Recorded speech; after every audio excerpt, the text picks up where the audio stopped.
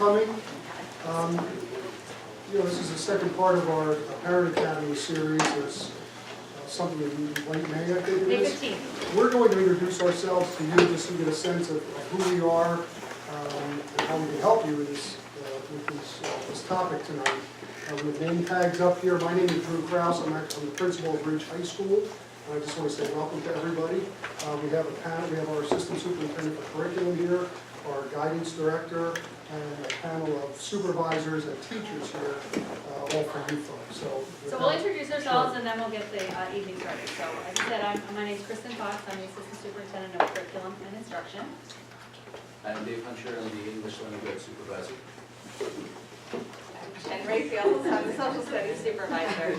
I'm going to break the standing for all of you. This would be strange. I'm Kathy Stotler. I'm the supervisor of world languages and ESL.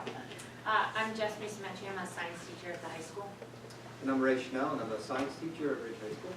I'm John McCarthy. I'm a special education teacher here at William Manning. I'm Deirdre Batchelor. I am a Spanish teacher here at William Manning for 6th and 7th graders. I'm Tom Nisiak. I'm the District Science and Technology Supervisor. I'm Stephanie Orr. I'm the special education supervisor for 6th grade. Tara Ballman, math supervisor, K-12. Stephanie Smith, director of school counseling. Michael Bachman, supervisor of visual performing arts and a few other things. Great.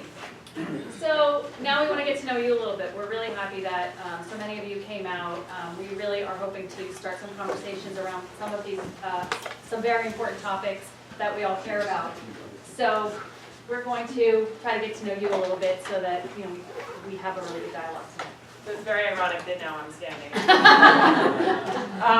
So what we're going to do is an activity. So you're going to get out of your seats a little bit because I think it's important that we're all on the same page and familiar with who's sitting around us tonight. As you can see, this is a discussion. We want it to be very casual. We just want to share what we think and hear what you think and engage in dialogue. So one way to get started is to hear a little bit about who you are and also to get you thinking about why you're here. So there are 3 activities similar to something we would do in a language classroom that require you to get up, get out of your comfort zone, find a partner, and talk. So we're going to go through 3 brief questions. We'll spend about a minute each discussing. There is a rule for who you talk with, and then there's something that you will discuss. Okay? So get ready. Chris, you can just hit the button once. I need you to find someone wearing the same color shirt as you. You can stand up, find that person. When you have the person, you can have your eyes up on me.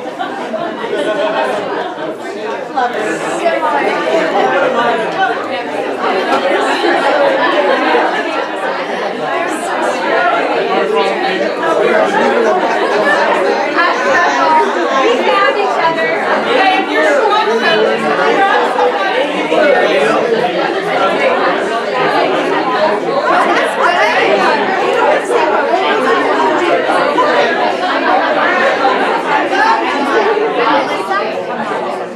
Okay, so your discussion question with this person will be, where did you grow up? Oop, I don't want to go back. That was, we're both doing Where did you grow up? How and oh my goodness. Just have one. Okay. Dave's touching. With your point. Oh my goodness. Okay, that's all right. There we go. Where did you grow up? I think so, as a world language supervisor, I'm always amazed by the diversity of our community, and I think that's an important part of who we are as parents, where we grew up, whether it be in New Jersey, California, or another country. So just share where you grew up, and if you could just share quickly, what did studying mean to you as a kid? How did you study? All right, we'll take about 1 minute.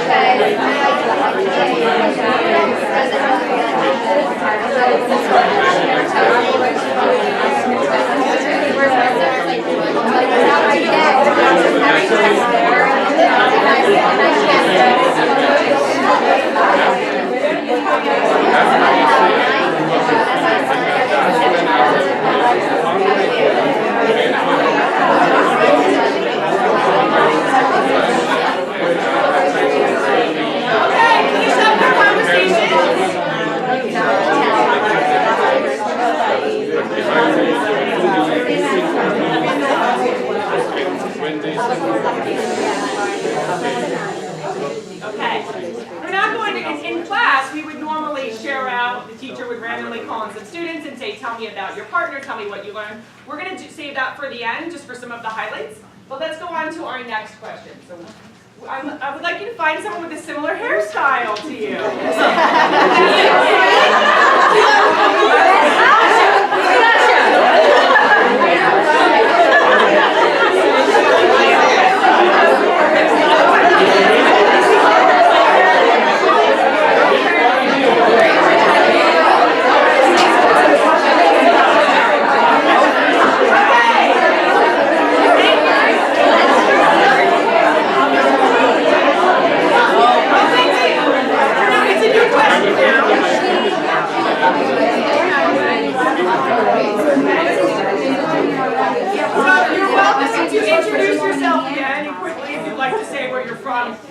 in the world or just in town here. But our discussion now is a little different, and it is, oh my goodness, where do your children do their homework at night, and what distractions may be present? Now we all know what it's like to be parents. We know it's inevitable that there will be distractions. Sometimes you're the distraction, right? That's the worst part. But let's just be honest, because we're here tonight to talk about how we can make our students better studiers and more prepared at home and for school. So what distractions could be present? We won't admit that they're there or not, but what could be evident and where they are. Okay? All right, take a moment.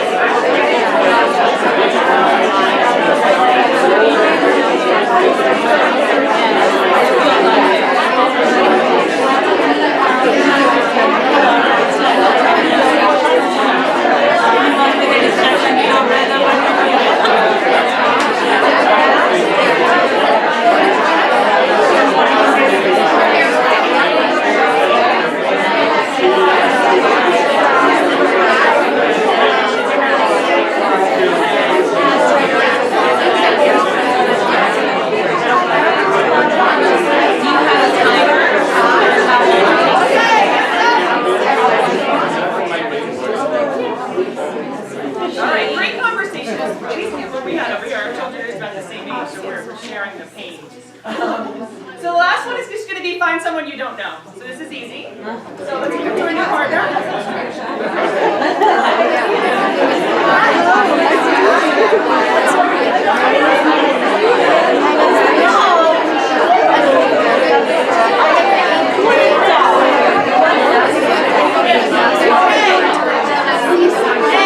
Our last question, now that we've kind of warmed up a little bit, is simply what made you come here tonight? So let's try and find some commonality. I feel like we're all here for some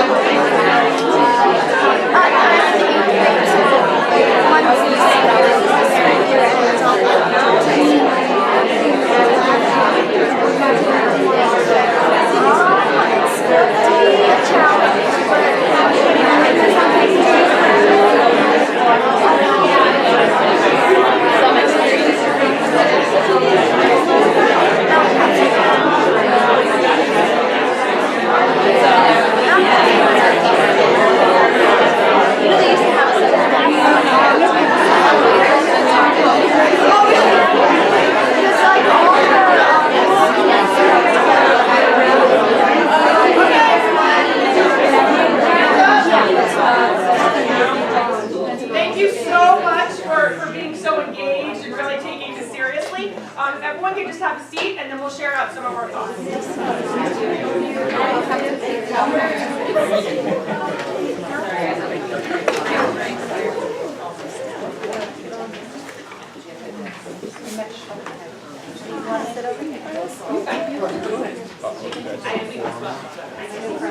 Okay. Before we share out, I just want to let you know that we are being videotaped in the back. So if you decide to share anything, it will be recorded and shared with the public. So you can decide to face the camera, not face the camera, open your mouth, not open your mouth. But what we do want to do now is just take a moment and see if anyone's willing to share some of their ahas. So you can focus on just some of the exciting, if I may start. Yeah, Natalie? Okay. So she's from Hungary, so I got really excited to meet her right off the bat. And she actually was a teacher in Hungary. So when I said, what made you come here tonight, it's because her background is so vastly different from when she taught in Hungary. Now she's doing something completely different here. So she's just interested to see what's going on now. What does she have to look forward to? What tools are we going to share with her for her as her 5th and 6th grader move through our school system? So does anyone have any takeaways or something interesting they found or would like to share why they're here tonight? It'll help us spring off our panel discussion. Yes? So I was talking to one of the gentlemen. I said, my children do their homework in their room. And the other person said to me, oh, my children like to come to the dinner table and really engage and do the work. I said, that's very nice. I don't have that.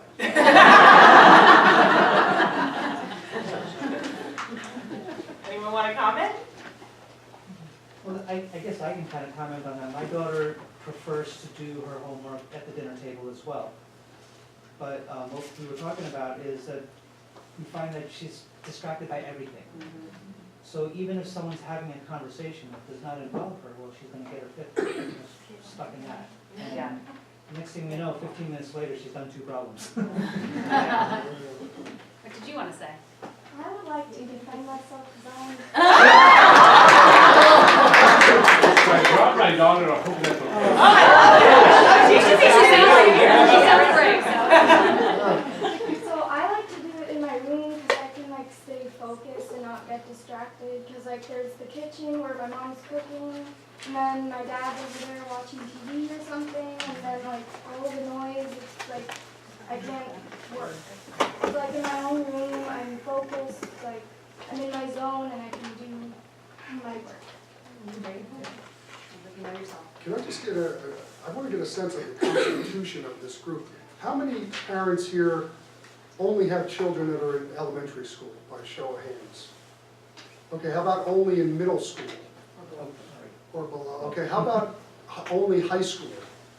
All right, how about all levels? So we've got a Pretty good mix. Yeah, okay, I just want to get a sense. And so that way. Anything else? Anybody else want to share? I think I have similar to, sorry, yours. I have one in college, one who's a senior at Ridge, and one is a 6th grader. I thought, let me see if something's changed. Have I done anything, can I improve, or is there something new and bright out there? Oh, that's great. I just wanted to say, I think kids are different. My older son did his work, did it in his room, and it worked for him. My younger son is very distractible, but we don't want him in his room because he'll get distracted by everything in there and not get anything done. And so when he's with us in an open area like the island or the kitchen, we feel like maybe we could prompt him a little bit to stay on task. And when you asked about distractions, because he's so distractible, I was telling her, Shweta, who I met tonight, that there are some good distractions. Like I find if I put music on instead of the TV, that, and my son has ADD, that it's actually a positive distraction for him and helps him to focus on this stuff. So right, well, it could be a distraction for one child. From what you said at the beginning, our kids are different. Yeah. It could be what is the key to their success for your other child. So, and they all live in the same house and have homework at the same time. So how do we make that work? Yeah. Anyone else?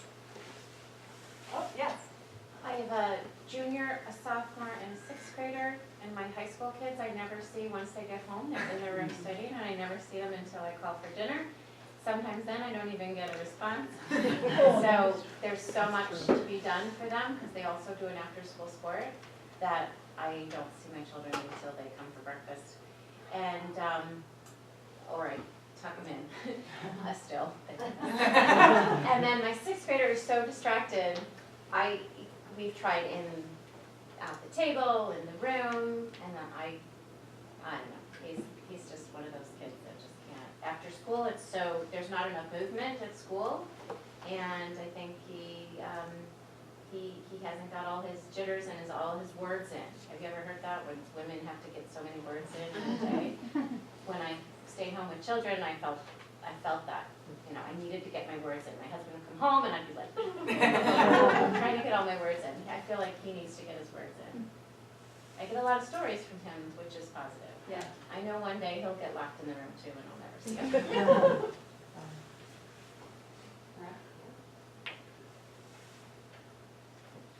So before we kind of launch into what we want to be a panel discussion and a dialogue, we wanted to start with a video, a very short 3-minute video. And I'm going to show it without really setting it up much, except to say you might wonder what the connection is when it's over.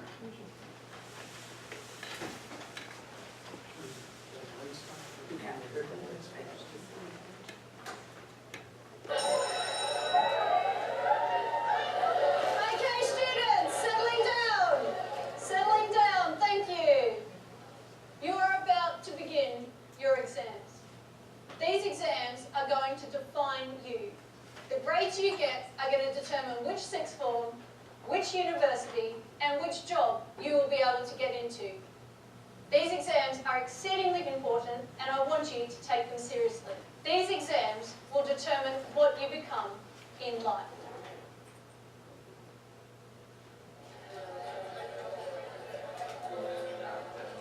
Sorry, miss.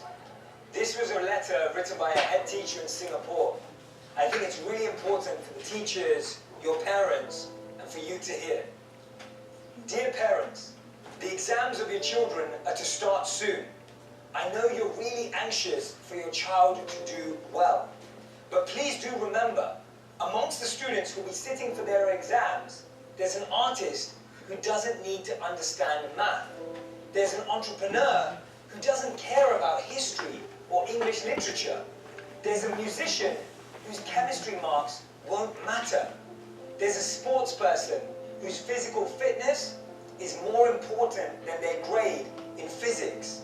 If your child does get top marks, that's great. But if he or she doesn't, please don't take away their self-confidence and their dignity from them. Tell them it's okay. It's just an exam. They are cut out for much bigger things in life. Tell them no matter what they score, that you love them and don't judge them. Please do this, and when you do, watch your children conquer the world. One exam or low mark won't take away their dreams or their talent. And please do not think that doctors and engineers are the only happy people in the world. With warm regards, the principal. And here's my message. Exams are important, but they're not everything. Grades are good, but they don't define you. Don't let one exam or one grade define your whole future. There is so much more potential right inside of you. And remember, as Albert Einstein said, everyone's a genius. But if you judge a fish by its ability to climb a tree, it will spend its whole life believing that it's stupid. Don't let other people's metrics of success become yours.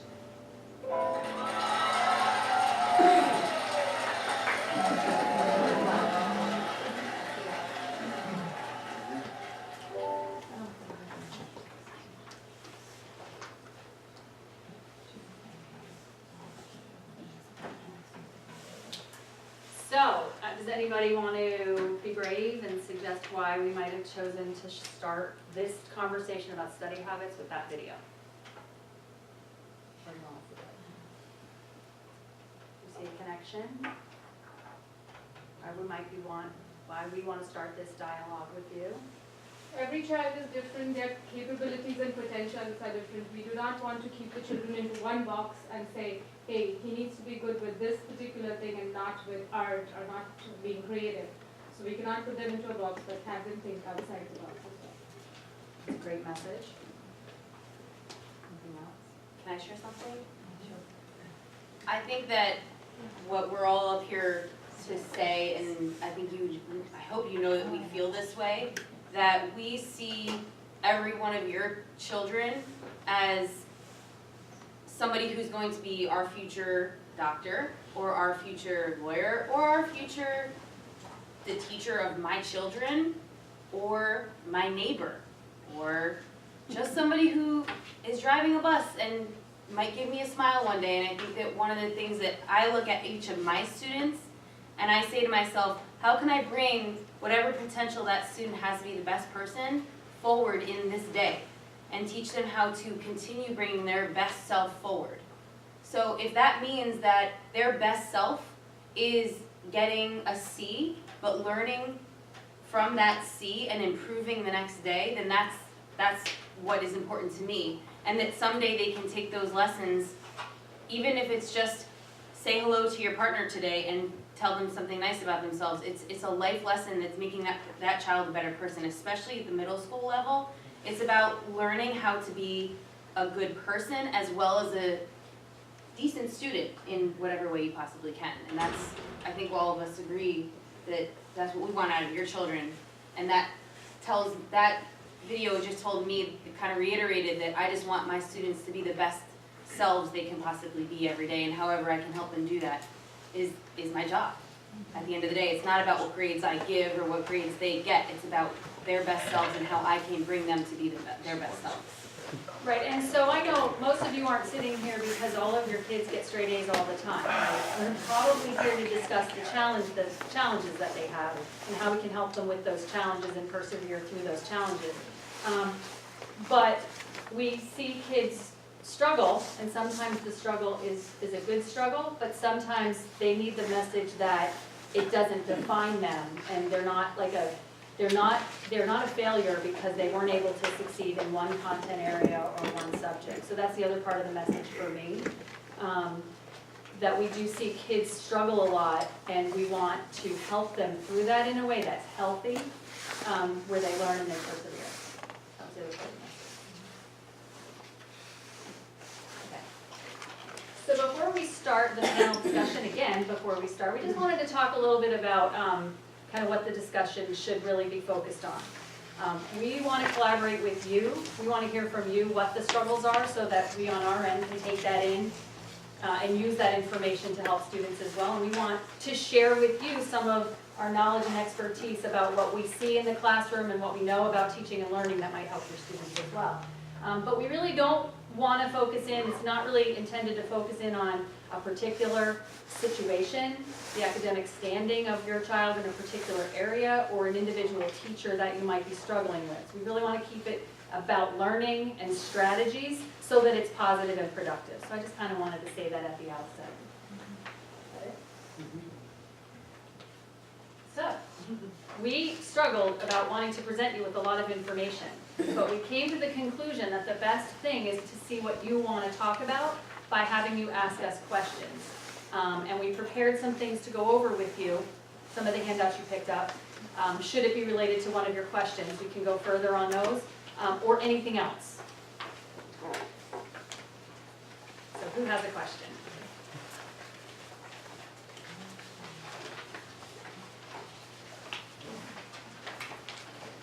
I got something. I mean, how do you get our kids to realize the importance of their homework, for instance, or getting ready for an exam, or, I mean, granted, they have all the distractions in the world. They have their devices, they have their siblings, they have us talking in the room, and all of those kind of things seem to, sometimes take importance over the work that they need to get done in a timely manner. So, I mean, you don't think that they think it's important? Is that kind of? I'm not sure if that, Or you think other things get in the way? Yeah, I think other things tend to take priority, let's put it that way. What about finding a balance? Anybody? What was that? someone said something about finding the balance. Yeah, maybe it's about finding the balance. I mean, even as adults, we know there's so much in a day. You know, what is priority and what isn't, and sometimes we're not great at that either. Yeah. Right. Agreed. And I mean, it sounds like a lot of this would be dialogue with your child, right? About why is it important, or why is it you're not able to focus on it right now? I was just gonna say, I think also, especially with the younger sort, it's hard to know what's important when you can't break it up into smaller parts. When they have this whirlwind of tests and packets and sports and birthday parties and all of these things together, when they look at it all, almost like a tornado just spinning around them, how are they supposed to figure out what's important? And I struggle with this as a mother as well. And I'm learning from teachers in our district that we have to teach kids how to create the balance. It's a step-by-step process. We have to show them how to break things down. Whether it be one project that's due and helping them learn, we're gonna set days and I'm gonna get a little piece done so we're not cramming it all at the end, or if it's looking at a whole week and saying, all right, this week, you know, we have a chorus concert on Tuesday, and there's a math test on Thursday, and there's soccer on Wednesday, so when are we studying for that math test? And helping them be an integral part of finding their balance. And I personally like to cross things off when I get them done, and so, you know, writing it down, or having them make a Google sheet, whatever their mode is, but having the ability to space out their time, identify what's important, right? And when I can do it, and then being able to feel a sense of accomplishment by checking it off and being like, wow, I did that. You know, and if we have to ride with an ice cream sundae on Friday, then, you know, so be it. But I think the idea is we have to, how do we teach them? By really making them think that they're doing it, but identifying small parts that are manageable for them, and then they can see the importance of balance. That's my personal. And I think to spin off what Ms. Stotler said with that sense of accomplishment, I know when I say this, I'll really be targeting kind of the 6-12 band, but that idea of taking pride in everything you do, and not saying, this is worth 5 points, so I'm only gonna put this amount of effort in, but this is worth 20 points, so it's gonna get more of my effort.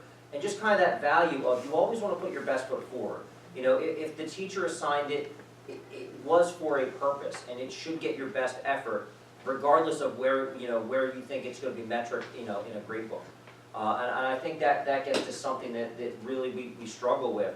And I know from the education side, we try to really cut back on that idea of busy work. I know at the younger grades, my oldest is a 3rd grader, so we see that practice is an essential thing. It's not busy work, it's practice, but at a certain point, you know, there starts to be a shift as you go higher up the grades, and keeping that idea of you should do your best on this, no matter what the name of it, whether it's a test, a quiz, a quest, whatever we title it.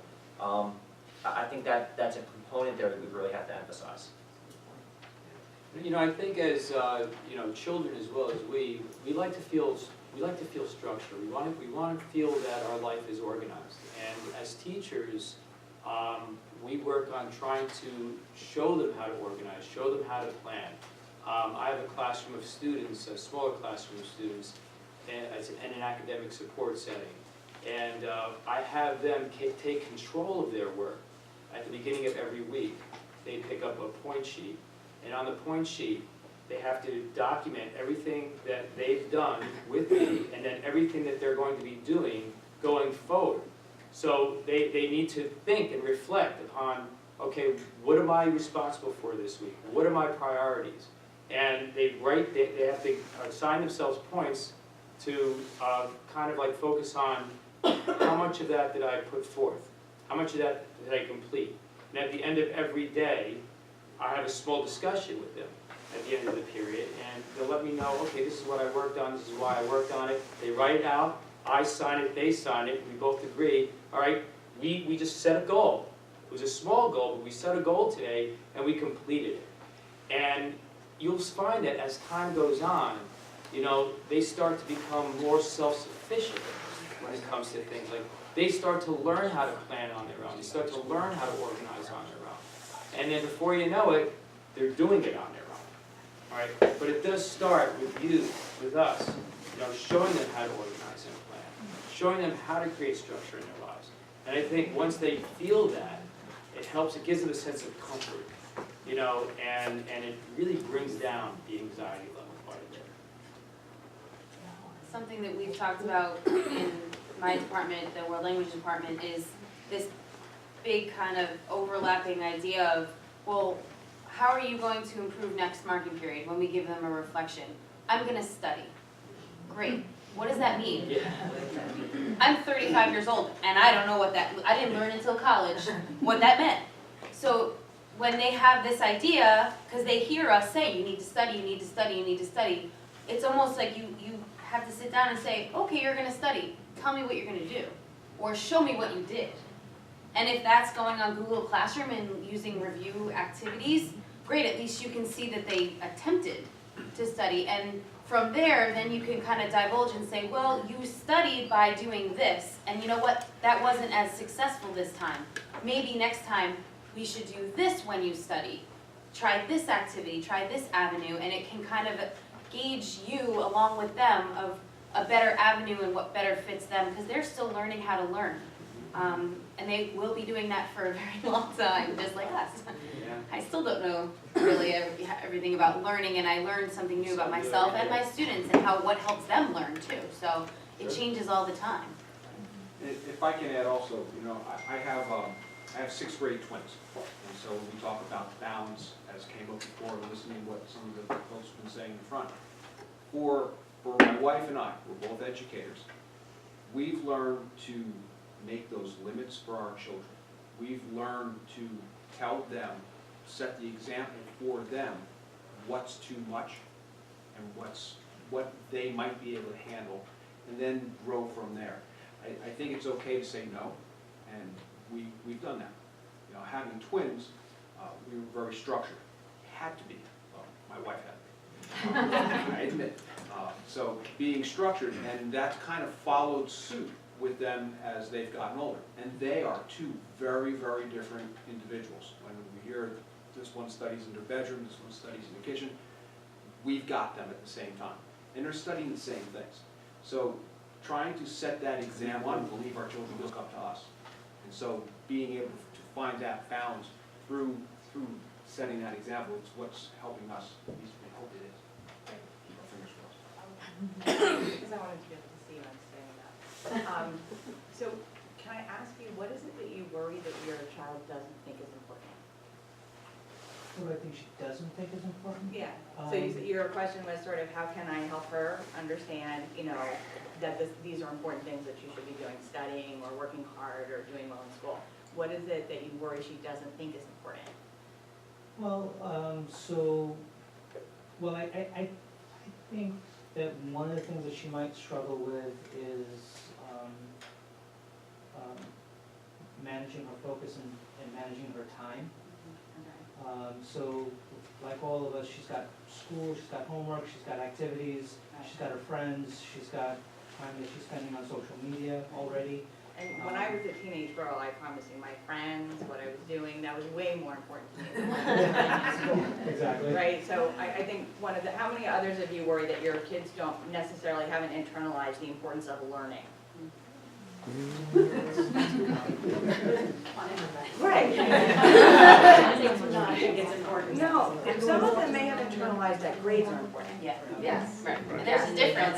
There's a big difference between grades and learning, and I think that's where we're kind of trying to meet there. So I think, to answer your question, it's like talk to your daughter about what is important to her, and then figure out how to connect the learning with that. Yeah, makes sense. And then that might help her, because if she's not intrinsically motivated by the content, we have to accept the fact that they may never be. I taught history for 7 years, and don't ask me what my history grades were in school. They may not be intrinsically motivated. Those who are some of the most exciting kids to work with, because they're intrinsically motivated by learning or curiosity.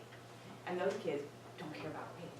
And they are so excited and exciting, and they're not as anxious because it's about the learning for them. And then they are the locus of the power. They are the source of the power of their own happiness because they measure their own learning based on what they know, not somebody else putting a grade on it. So if we can get them to be intrinsically motivated in some way, shape, or form, then they'll find it important. So a follow-up on the comment you made about learning. So my daughter got a science test back, and the teacher did whatever you call it, a retake, or But what was interesting was the science teacher didn't just let them do it, but said, why did you get this question wrong? And I thought that was so interesting. That way she's actually learning from her own mistakes. So it was, okay, this was a math error, or I really just didn't understand the question. And I would encourage you as supervisors to give that message back to your teachers, because rather than just doing a test correction, it was like, think about why did you get it wrong. So that was very, very informative. There's a common technique called the active thinking method, and that's exactly what you're talking about. And that's something that a lot of us try to do with our students. We try to have them question or reflect on what they got wrong. When you're taking notes, okay, anecdote, ask questions about your notes. You see a word that you don't understand, look it up. We have Google, it's so easy. Write down the definition on the margin. Underline things, question what you've underlined. Okay, think about that. So we find that when a student is more active, rather than just pure memorization, anybody can purely memorize something. Let's actively get involved, okay? We find that if the student is more actively involved in their learning, they're actually going to learn. They're going to get a lot out of it. And that's something that I do, carry that over, on your own end as well. Encourage that. Write some questions down, okay? Take some notes on what you're doing. Not just copying what you see, but try to figure out what is written in it, So the written text. Mr. Miziak has a handout, but this might be a good time for you to kind of walk them through that. So, It relates to what Mr. McCarthy's talking about right now. so up front, Yeah, let's make sure everybody has one. It's not that the other one. This one. So this was my first experiment. You'll notice it's actually a Note-taking? staple-free staple. So it kind of creates the paper. First attempt, and I hit the wrong corner, so it's going to fold funny. I'm sorry. All right.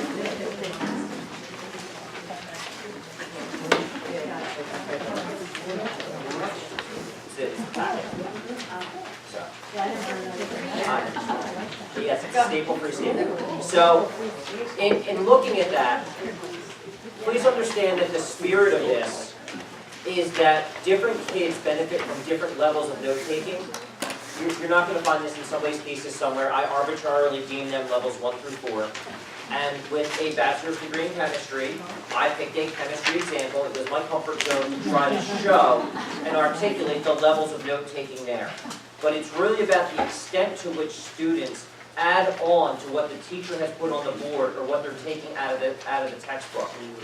So that level 1 is I copied the exact thing I was told to from the textbook or wrote down exactly what was on the board and nothing more.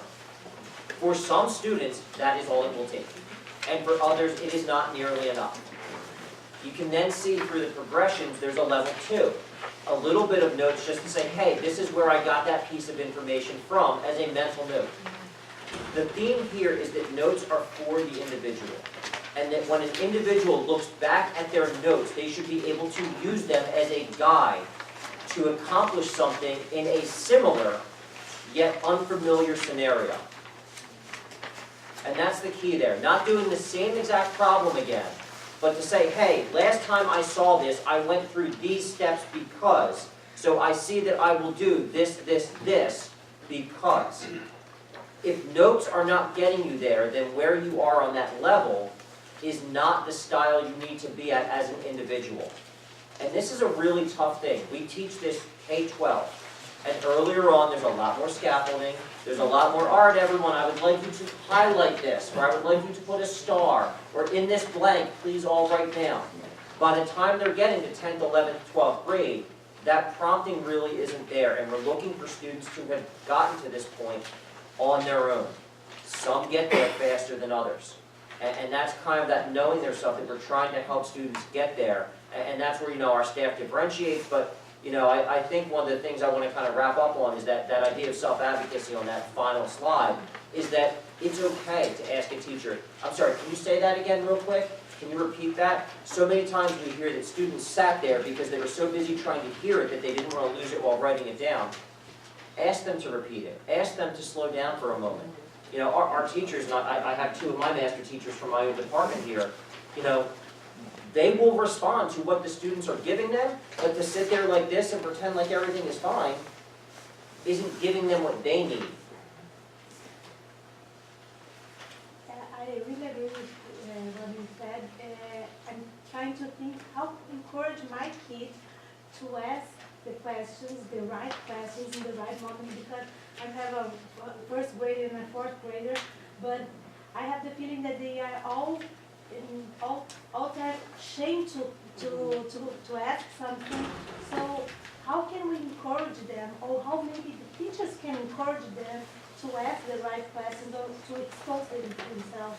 So if I may, obviously you're on the low end of what I'm saying, so there's going to be a lot of scaffolding. So I think as the parent, and again, having a third grader and a kindergartner and an infant who's definitely not taking notes, you know, you look at their work and you see if they left anything blank, or you see, and you know, that's where you then go back to the teacher and say, hey, you know, I was working with my child and I saw that they had some blanks. Are they asking questions? That's where that conversation starts. And that conversation does prompt the staff to you know, somewhat respond. And as we walk around, as we do our double checks, like, hey, you know, your mom said you had some blanks. I see you still have a blank. Do you have a question here? How those things unfold at the various grade levels change. But at the younger grades, it is a parent partnership in checking in. And I'm going to definitely defer to an expert who has been involved with our elementary schools for forever on this. So, you know, what we want our students to know is that they're not alone. Right? We want our students to know they're not the only one that has that question. And if you ask that question, you're helping other students. And that's one of the things, I have young children as well. And I often talk to my kids about how, oh, if you ask a question, somebody who's a little shyer than you might have had the same question, so you were really helping. And that's what we talk about in the elementary school, right? We talk about supporting each other and helping each other and being a good friend. And so I think sometimes if we twist it a little bit and don't focus as much on specifically what the academic was, but encourage them to ask those questions. Encourage them to be, it's okay to raise your hand. It's okay to say, I don't understand that, because the odds are you're not the only one that didn't understand that. Often our children feel like they're the only ones. So hearing that from you and say that as a praise, you know? Did you ask any questions today? I'm so glad you did, because you're helping your friends who might have been too shy. That's great. Mr. Tom, I agree with the note preparation. I force my daughter to write notes. She gets study guide from teacher and she says that whatever notes I write, it's there in the study guide, so why do I need to copy the same things? But I go in this old style. But problem is that going in this style, sometimes she lacks in implementation of the concept. So how should I help her in that implementation? So I actually, before I punt into that, you know, you're already in my ear saying you've got some great ideas. I've been there. It's so hard, and to try to say, you know, like you said, we're talking very generically, and to try to diagnose for the individual is tough. So I know you have a whole toolkit of resources. Well, you know, like for me, it's a little bit different. So, you know, I am a special ed teacher, but I'm a mom as well. And I always believe that when someone teaches something to someone else, they learn it better themselves. So I may have taken the notes, but if I can't explain it to you, then I don't really understand it. So my recommendation would be really simple. It's just say to your child, not just show me your notes, but can you teach it to me? I don't understand it, or I never learned it. We can all say we never learned it that way, right? Because we all have learned things differently. But say, you know what, here's these notes that you took, and maybe you made some notes, right? Or maybe you just copied it. Teach me. Because as they're trying to talk it through, they're going to realize what the questions are that they have. And that's it. That's a great point. And That's excellent, yeah. it's something we do with our children at the dinner table. But I know from the land of busy, I have, you know, 3 kids, and you know, I have two boys playing baseball across 3 baseball teams, and yes, they're in 3rd and kindergarten, and it's already happening. So some of these conversations have shifted from the dinner table to that valuable time where we're driving in the car and I don't turn the radio on. And it's really kind of flipping it. I mean, kids love to play, and to play the teacher, especially much like Mr. Fackelman, my wife and I are both in education, and say, well, what did you learn today? What, you know, what could you teach daddy about? What could you teach mommy about? And to really give them that empowerment to share what they've learned is really fantastic. And one of the things I wanted to share with note-taking is sometimes I'll have students come up and ask me, I'm getting ready for a test and I have this question, I can't remember this. Well, they almost want me to tell them the answer so they can keep walking down the hallway, but I was like, okay, get out your notes. And let's see if we can find it. And then, oh, well, maybe, how did it not get in your notes? Oh, let's check the book. Or let's check this handout. Let's check the lab. So I have them go through making the connection here to here to here to here. All right, what was your question? Oh, I have the answer ready, thanks. Right? So if they can find out where they kind of missed the step before they come to me, that's fine. I tell them, guess what, in the future? Still come to me, ask me the question, and I'll help you make the connection again, because then when they walk away, like, oh, I can put that one to bed, and now I'm ready. So, I try to teach them why your note's important. That's how to make them important, and then you can answer your own questions. And they're all going to get, so some of these students are going to be level 1 note takers until they get to graduate school, right? And others of them are going to be level 1 students until they get to 3rd grade, and then they're going to have to start taking notes. So I think not only is every student at a different level, but as they hit their level of difficulty or their level of challenge, right, they're all going to have to, and I think that's one of the things that becomes, like if you've had kids who've been really successful in school and all of a sudden there's a problem, right? The approach that they've previously taken isn't working for them because now they've hit the level where they have to start flexing some muscles, right? And so maybe your daughter hasn't hit that yet. And if she's in middle school and she wants to get B pluses and she's good with that, okay. Okay, so then it's not about the grade, it's about, well, can you get, better on the next test? Can you show that you learned more? Can you anticipate can you anticipate this study? Like ways to create like a growth mindset as opposed to an achievement mindset is another way to help your daughter internalize like this improvement and learning and I own my success because I'm setting my goals and I'm achieving them and that kind of thing will help. But for those of you whose children hit that stumbling block, it's like, very often I've taught honors 9th grade, I taught AP 11th graders, so I've often worked with kids who hit their wall for the first time. And one of the really exciting things is to help them over that wall by saying, okay, more of the same is probably not going to work. It's usually what they try. More reading, more studying, they stay up later, they take more copious notes. And think less about what they're doing because they want to, it's even more. So helping them be more deliberate, helping them be more cognizant of, now it's time to try a different strategy. Right. Now it's time to change. I think is the way to help your kids over that hurdle if that happens to be where you're at or what your fear is with your child right now. And it's good to know, if you can, I know it's tough, but to understand the type of learner your child is very important. We have visual learners, we have auditory learners, we have children that do well learning in both modalities. Kinesthetic learners, some kids need to move around to learn, in order for it to sink in. Everybody's different. So one of the things we do is we try to teach kids how to take different types of notes. We start with guided notes. And we don't want your kids, we don't want them to take everything down because that's so laborious. And that's what you were saying. That's something that kids like to do. We teach them how to take what's most important down, how to use their margins, like I said before. We use caption bubbles, thought bubbles, okay, just to write down details about guided notes that we give them. One of the things that are very powerful with our visual learners is what we call sketch noting. So we teach these kids in science, that teacher I work with, Mrs. Biker, we teach them how to actually draw illustrations.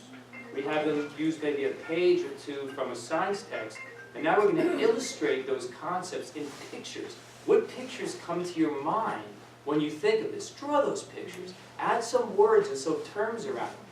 Some kids really connect to that. Should we go for reading comprehension too? If they have to read up to a certain chapter, have them do a little sketch sitting at the dinner table. Right. What did you learn in that last chapter? Tell me a synopsis. I've never read the book. Just tell me. If they can tell you, then they can probably pass in the class the next day. More likely. So, Ms. Brickfield brought a handout, this one. This is a really good time that I'm going to ask her to kind of walk you through this one. It kind of relates to what we're talking about. So who doesn't have one, and I'll bring it around. Got the graphic organizer about World War I. What do I need to know for the test? What do I need to know for the test? Anybody else?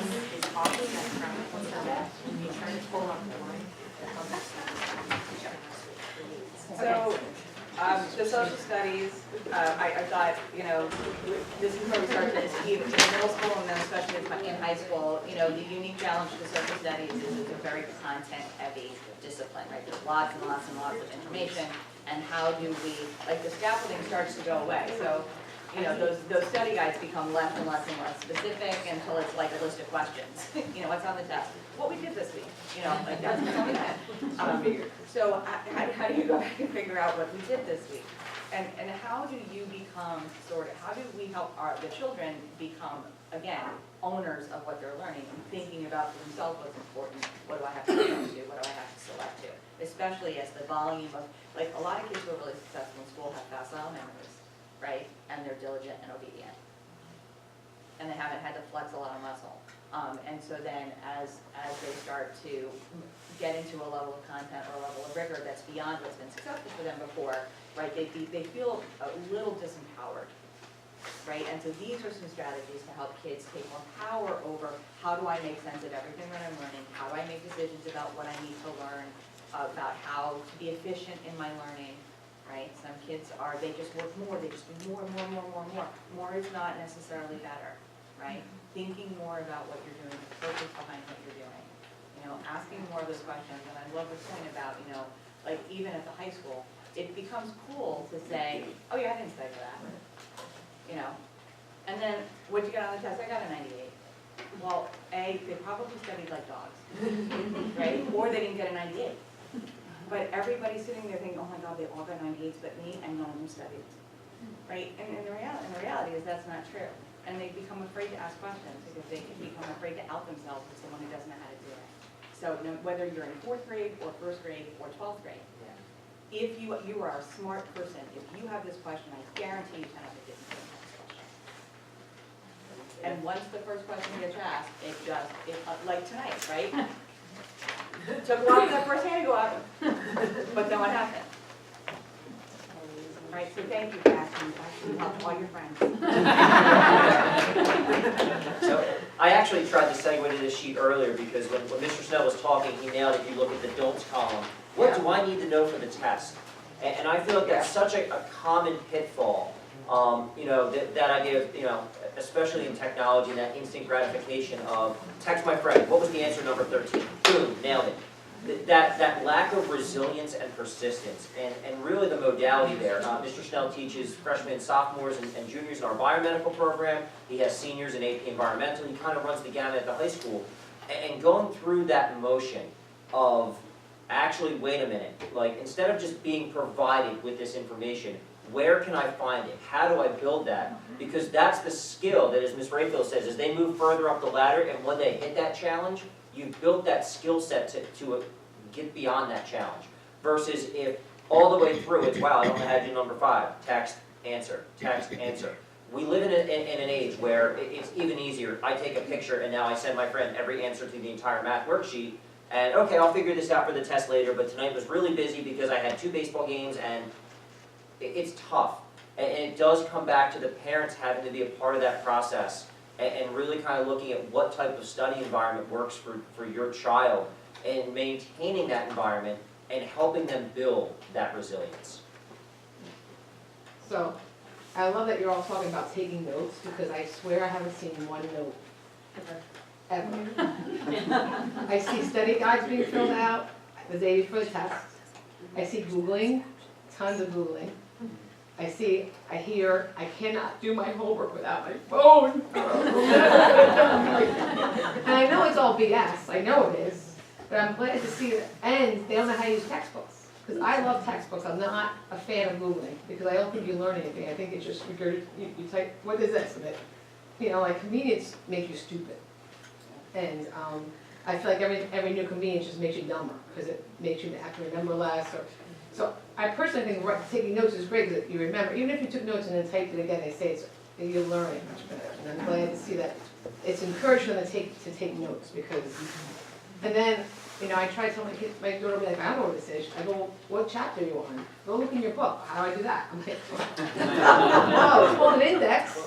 You know, I mean, like, they just, and it's not because they're not taught, it's just because it's So too much what work. do you think is causing that? Yeah. Those behaviors? Because I mean, I know Well, what I'm I sure it's think, my. but that's a lot of things you parenting. described. No, that's not what I meant. Do you know what I'm saying? Like, you described a lot of behaviors, right? But Well, I feel what's like the root of that? At root of it is, it's the ease of online. It's just the ease, it's easy. We're all very And challenged quick and easy, and we by do it this. ourselves, like, Correct. it's not like, For ourselves too, right? I mean, the parents don't, I mean, if you have your phone out, you're like, oh, I'll just Google that to find out the answer. I mean, everyone does it, Yes. it's easy, but you're not really learning much.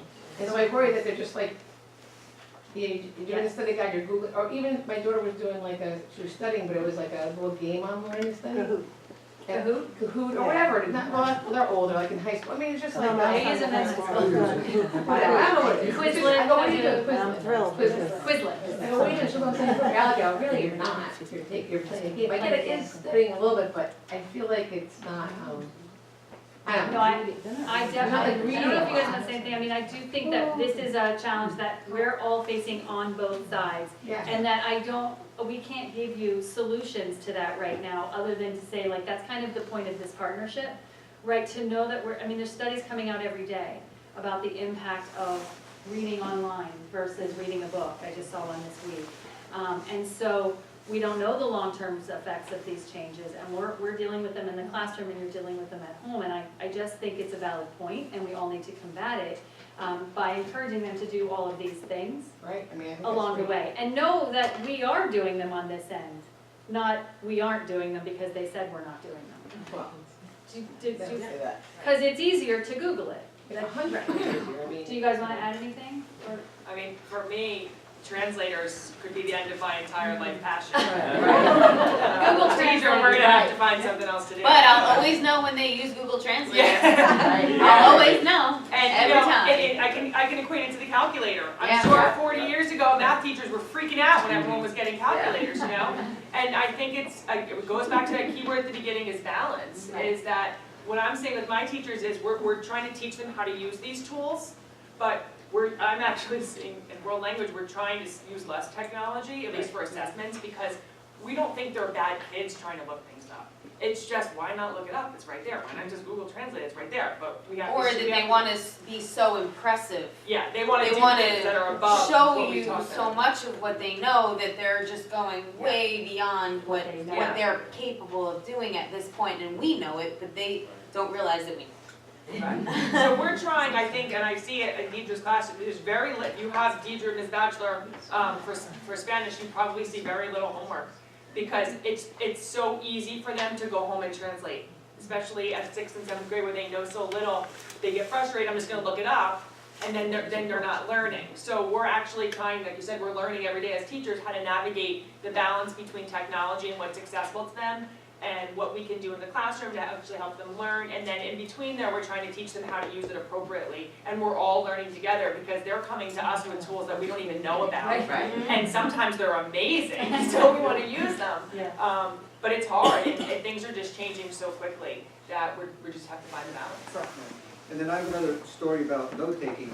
I saw a student, while they were taking a test, the student kept looking up, and looking up, and I had to ask when the test was done, what were you doing? She said, I was looking for it in my notes. So if they took the time to take the notes and think about it in their studying, looking for it, they might. No later than 8:30. I was gonna say, when you're approaching your homework from a point acquisition point of view, like how many points are on the board for tomorrow, and so I just need to Google the definition of this term to earn that point tomorrow, right? And Jen, when we Google stuff, we have a framework to attach it to, right? Like, we're looking for something specific and we're putting it in a file in our brain because we know where to put it. But what Kevin or what Julie are doing is like, it's so random.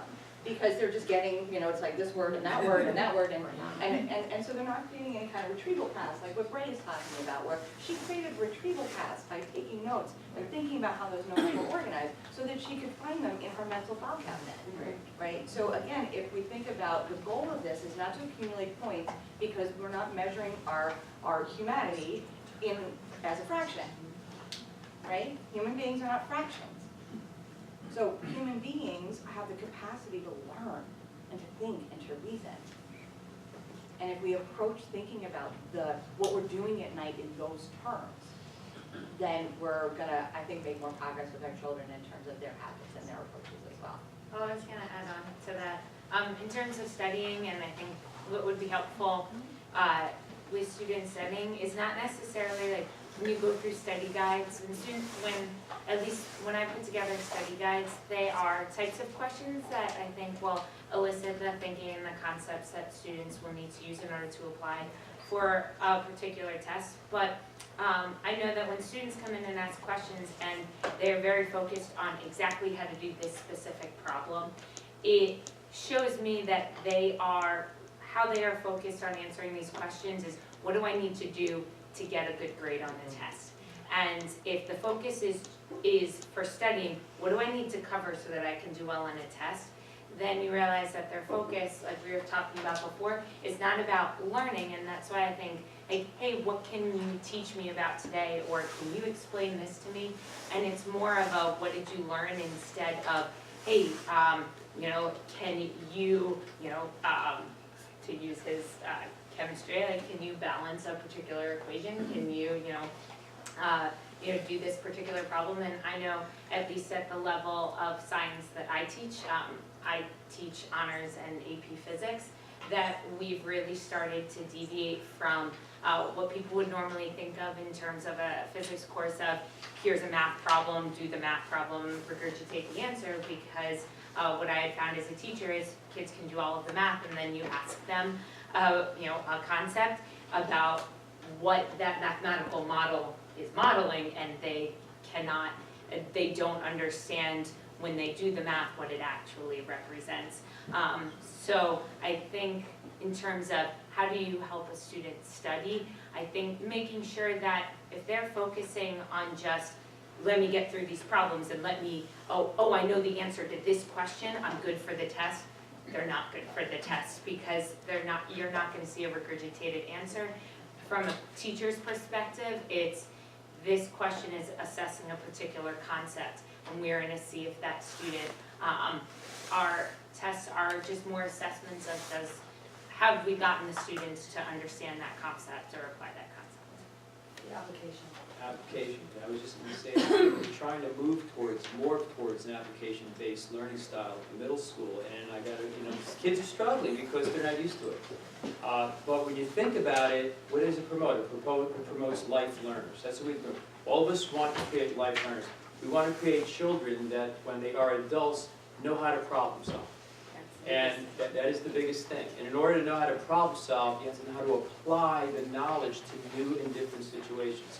So we've been kind of testing this along in science, in earth science where I teach, since the beginning of the year. And you know what? In the beginning, we knew they were going to struggle.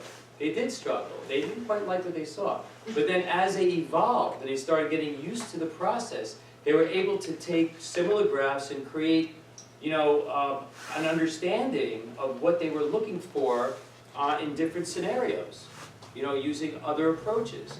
And so it's that problem-solving child that we want to create that's going to evolve into that lifelong learning.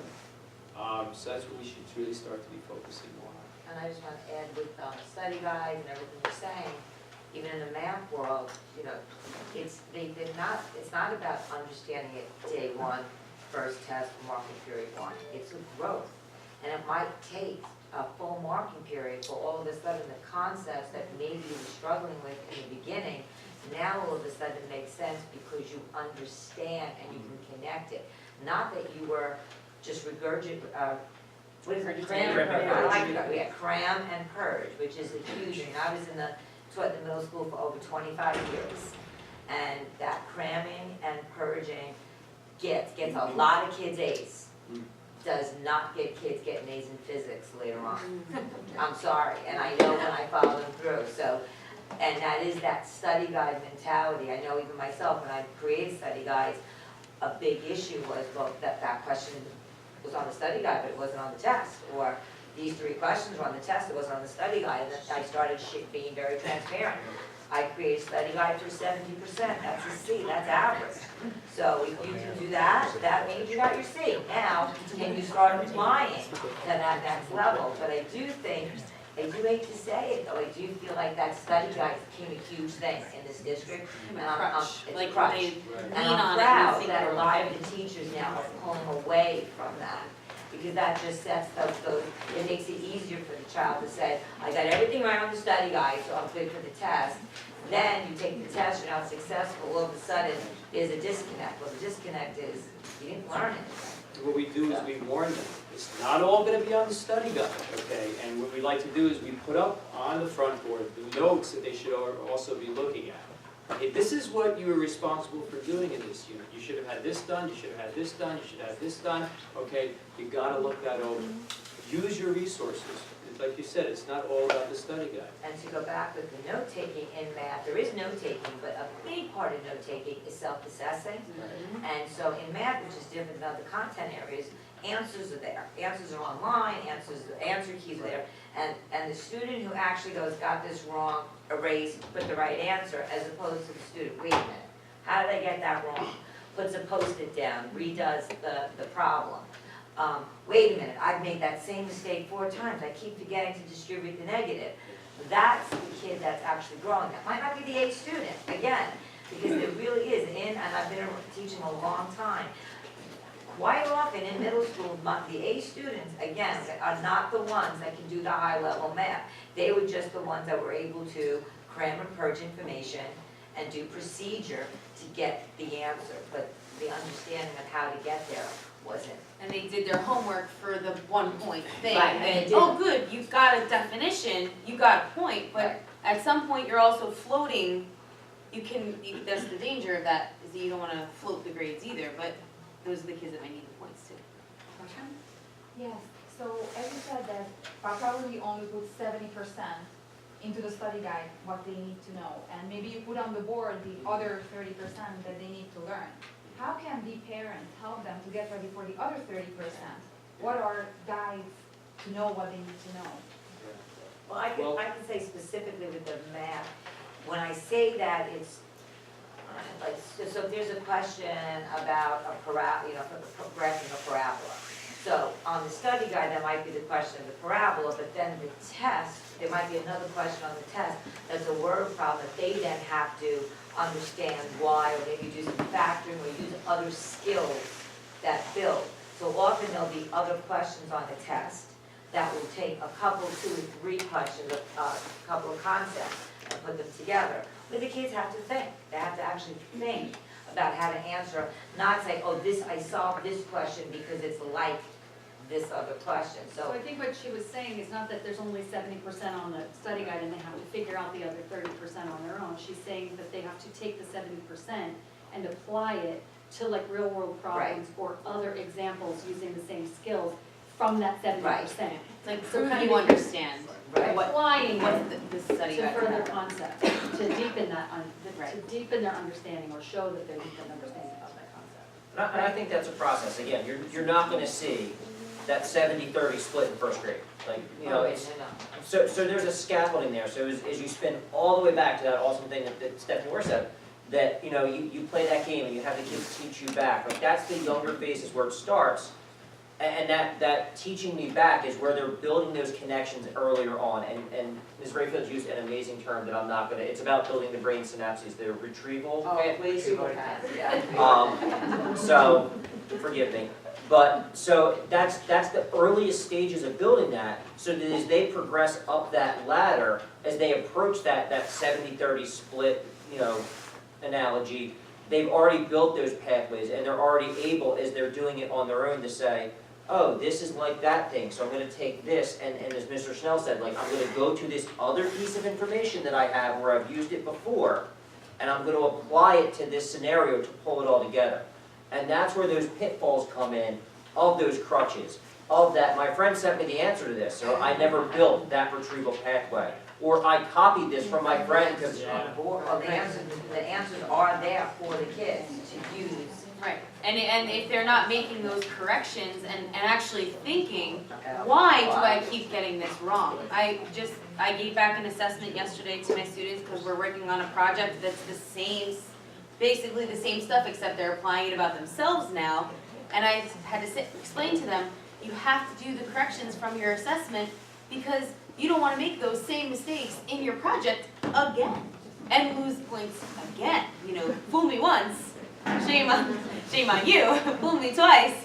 So it's that connection between, wow, I keep doing this wrong. Maybe I should note that. And one of the resources that you could look into that could help in certain situations with certain teachers is something like Google Classroom, where I don't know how many, depending on the level, you know, some teachers put practice assessments or practice quizzes, or some teachers put the actual Google Slides that they're using every day in class that has notes, especially for kids that it is hard for kids to write down everything, especially when they're actually trying to internalize it. And that Google Classroom can just be one of those things that, you know, it's 10 o'clock at night, you've just had 2 baseball games, and your kid's still sitting doing homework. Did you look for resources to help you? Is there something you can look for online? That's where we cross into that 21st century learner. Yeah, let's not go to Google, because Google's going to give you everything. And we don't really want all of the things. We just want the important things that you need to know, and resources that might be available to you from your teacher. So that could also be at that 10 o'clock point. That might be where I'd be like, okay, let's go to a resource that might have something we can actually use. The other thing that I would recommend would be, you know, we want to teach organizational strategies. Like, that's another thing we talk about. We spend so much time in the classroom giving them practice, and they've got their homework, and they've got their notes, and they've got all these other tools that are available to them. Maybe when it's time for sitting down for the test, saying, show me everything you have from this unit, or show me everything that you've done in class, and have them show you what different things are there that are not in the study guide. Because that's part of it too, right? You're sitting in class all day, there's a reason for it. What learning took place on a lab, or in a group discussion, or in their homework, or in a reading you did in the book, or a video you watched in your class where you took notes? How does that learning help you prepare for this test? And some of that is organization. So we go back to, when your child's sitting down, do they have that bag that they open and the papers fly everywhere, right? Yes. Or do they have different folders for each subject? Do they have a binder that's organized?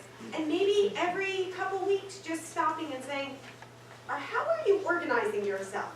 Do they have writing implements? I'm not kidding, I'm not joking. Literally, you might have to actually buy them a new package of pencils. Please. Are you saying they don't have them this much? Sorry? But one of the things I'll say to what Stephanie said is amen. Yes, If agreed, you're wondering totally. if you're wondering where that 30% is, let's just say, they got some problems to do, working away in class. Problem's done. Then the teacher has a discussion of why we did those problems. If you took the notes down on why you used them, that's the 30%. Right? The ones who got, problem's done, now the teacher's talking, zone out. They missed that 30%. Yeah. So if they're wondering maybe what they didn't get, they have to be present in class the whole time. Right. Engage, not just on that one review sheet. Finish the problem. What you could do, so after the test, right? The test comes home and your kid's like, here, sign this. You know, we have that all the time. It's on the table with a note, sign this. No, I'm not just gonna sign this, I wanna talk about it. I wanna look at what happened, and so you were confused on this. I understand being confused on this, but why were you confused? What were you confused about? And well, where was this? Oh, this was part of a discussion. Oh, this was part of a video. Where did you learn this? Having them recall that is really important, and it goes back to those discussions that you're going to have with your child. What if your child doesn't want to have that discussion with you? You missed the beginning of Yeah. That is how we opened up, really, Yeah. is trying to get them to care intrinsically about what we're asking them to do. So, to that, what if your child doesn't want to have, so, At a certain point, my children will become teenagers. It's going to happen, I fear the day. I've been told that it's My not kid going isn't a teenager either. But, so in talking, my third grader, we still, we celebrate that 93% or that 88%. And we talk about not just focusing on those wrong questions and, well, what did you do wrong here? We don't want it to be a negative experience. We celebrate the positive. That's really great. I love your answer to this. I love the way you explain that and giving the praise. And then say, like, it looks like you were doing really well. Do you know where it went sideways? Do you know where it broke down for you? That's a huge part of that process.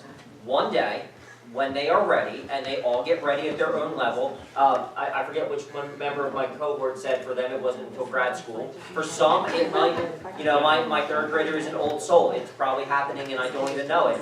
They start to do it on their own. They start to look at, and as Ms. Bowman said, they start to put the Post-it and make those corrections on their own.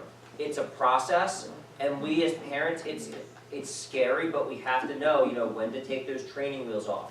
Set them to wobble first, don't just walk away. And keep looking out the window even when they're rolling solo. But it's a process, and to give you that magic answer of what is my kid, wow, if I could be a billionaire tomorrow if I could write that book. I know. But to me, it's also about, we as educators often talk about high expectations. Like, we set high expectations for our students because they're your kids too, right? And we all want them to work to their potential and really, try when they can try and think out of the box and take risks. And so, as a parent, I'm also trying to set those expectations, right? And sometimes that means, what other people said, you set the routines. And you say, so this is what we're going to do because this is what I expect, because this is what I know is good learning. And we all learn a very different way than our children are learning today, but some of those ways are still good. And some of those ways mean sitting down, setting routines, having those conversations. So sometimes it's about us as parents also setting those high expectations and setting those routines and saying, I know you think you know better than I do. Because that is the conversation in my house every day, right? They all think they know more than we do, and some of that's the internet. But it's, you know what, I am the parent, and I'm going to tell you, this is what we're going to do, and this is why we're going to do it. They're not always going to listen, but at least you can feel like you said it. So I want to underscore some of the patterns that we're presenting here. So I think one distinction that's important for us to think about as parents as there's been a shift in education from product to process. And so that goes to your question about, Google the answer, right? And that kids still want to acquire the product, right? What is the right answer? And so we as parents and we as educators can shift to the process and ask those questions. I think two generalizable questions that we can ask our kids are, what made you say that? And how'd you get there? Explain to me the process. And that's something that applies to K-12. I see that big shift in mathematics education. Like, the work that's coming home with elementary kids all the way through 12th grade is explain your answer. Not just the answer, but explain the answer. And that's not something that I think we were taught. And that's not something kids want to do. Right. They don't want to do that. Not what I do, no. Yeah, so shift the conversation from the product to the process. Ask the question, what makes you say that? How'd you get there? And I think that'll help diagnose, help engage in a learning conversation. To the kid who doesn't want to hear what parents have to say, or doesn't want to engage in that dialogue, then I think setting routines and engaging. I did this with my third grader last night, where I said, okay, you came home after an activity. You have to practice your music instrument. You have math homework, word study homework. You have all these homework, and we're going to bed at 8 o'clock, and we have dinner. Now, how are you going to schedule your time? How are you going to solve your problem? And so I think as we move towards at the middle and high school level, moving towards intrinsic motivation, you can still be that guide to help them prioritize and start releasing responsibility over time. So I said, these are the 5 things we need to get done. What's the routine that we're going to set, and how do you want to do this? And he usually wants to wait till there's, gas. The gas tank is empty, right? But I'm trying to teach him, like, look, you don't wait till all the dishes are dirty in your house before you, wash some dishes. So, and he made a great choice. He said, you know what, okay, this time I'm going to come home, have a snack, and I'm gonna get my homework out of the way so that I can relax and watch my show. And so fine, that was great. And at the end of that, you know, I pointed out to him, did you see how you didn't have that hanging over your head? And you took care of the most important thing. I'm really proud of you. You did the great thing. So noticing and complimenting is another great strategy that we can do, as corny as it is. But it's really important. I've noticed how you did this, and I saw how this, and this. So saying what I notice, I think, is a great strategy. Another thing that I think could really work, you know, as we're thinking, we have K-12 parents in the audience tonight. It's really important for us to tell stories about family, you know, and about our own situation as learners, especially when it went wrong. They love to hear about when parents went wrong. There's you know, famous Hunter last words are, watch this. And I have a whole story that goes along with this where I crashed the car, and it was because I turned to my friend and I said, watch this. You know, and so, but that's a story that, that my family knows. And so I think especially, you know, K-12, the lower level kids, it's important to have family values and to tell family stories. And so for those kids who don't want to hear what you have to say, like, listen, you need to study right now for 20 minutes. Maybe another approach is to tell a story about a time when you didn't study, and or a time when Grandma Jackie didn't study, you know, or a time when Grandma Jackie did study and it was great. You know, so telling family stories is a great strategy that we as parents can do. But also, you know, establishing those routines, those family values. I have 3 family values, and I can rattle them off. And I know my kids are going to come to a point where they're going to make fun of me and criticize me, but it doesn't matter because they still got it. You know, so hunters do their best. They help others, and they never give up. You know, those are the 3 that boom, boom, boom, and say, hey, you didn't give up. You know, so having those family values and talking about those stories, I think, are critical components that can really help. And I'm going to stop talking. That was great. That was a really great way to end. Yeah. I'm sorry. I would love to spin off that family story. And keep in mind that we have 5 minutes. So very quickly with the family story, I think the important thing that Mr. Hunter said was, you know, it wraps in a positive way. And I think that's the really big thing, is to make education a positive experience. So when you're saying like, oh man, yeah, I hated social studies too. To leave it at that is almost allowing, like, it's okay for you to not like this and to back burner it and not put your full effort. But to add to that, you know, I really didn't like it too, but here's how I persevered. To add that positive to it is a really powerful thing to those personal stories, to keep that positive spin and that positive perspective on education. Great. So we don't want to go past what we set our time, you know, respect your time, and we just wanted to leave you with a couple of things as you leave. These are just things we brainstormed. What are some general tips we would give you all? And I'm pretty sure, I think our favorite is breathe. You know, when it's really tough, take a breath and think for a minute. I did links really to the district guidelines for homework so that you yourself know what the rules are around homework. But within those guidelines that are linked to this and will be shared tomorrow are some guidelines for how parents should approach homework, for how teachers should approach homework, for how students should approach homework. So that is also some tips that you can turn around and use with your children. And then last but not least, so we wanted you to leave with something, because as you can tell, we've all been there too, and we're right there with you now. We wanted you to be able to leave with a tool that you could really use with your children. So we've created just some questions and discussion topics for you to have with your child, and some follow-up questions. Yeah, we're going to give it to you. You don't have it yet. So you will know it's purple because it was coming to me. So before you leave, please pick one up. But it really is meant to kind of help you with those, how do I get started with those conversations? And one of the things is, you know, making sure your children feel like they're able to make some of those choices too. So it might be to say to your child, okay, well, I want to talk to you about this, and they're saying, I don't want to talk to you right now. Okay, well, you can either talk to us now, or we can do it in an hour. And so providing them with those choices still gives them a little bit of control. And that kind of goes along with some of the discussions we want you to feel comfortable having with your children, because we think it'll really be beneficial. And thank you so much for coming. Thank you for your Thank time. you. Thank you so much.